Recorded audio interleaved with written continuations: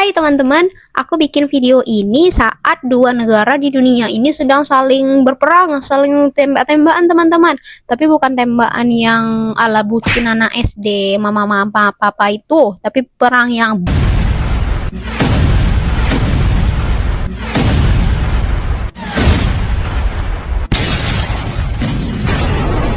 Nah, kalau lihat lewat HP itu tuh parah banget, seram sekali.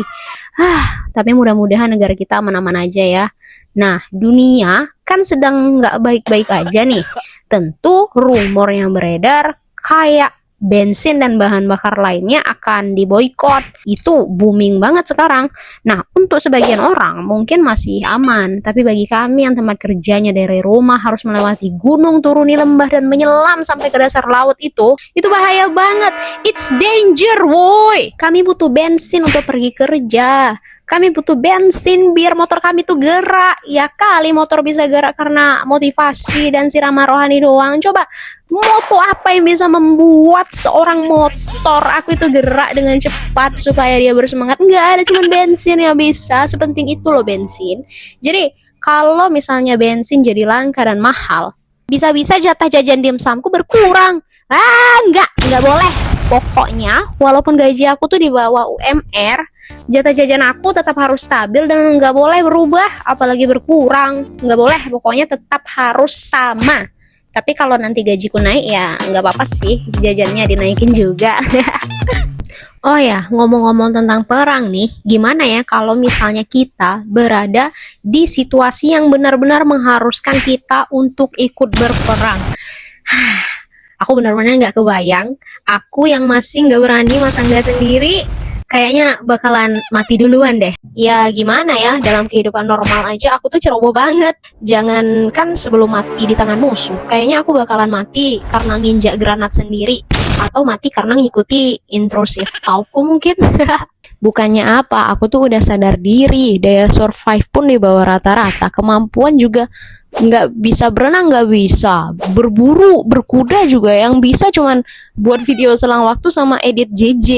Jadi aku tuh cuma berharap kalau misal mitos kameramen yang selalu selamat itu beneran nyata. Aku pernah tanya teman aku kan, gimana kalau misalnya kita tuh perang?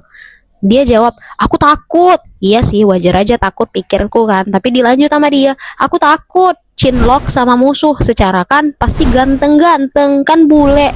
Ya ampun, sarap nih orang. Tapi ya kayaknya kalau kita perang, kita emang harus bawa sunscreen yang UV-nya gede kan, dan pakai lipstick yang nempelnya tuh awet di bibir biar nggak keseringan touch up.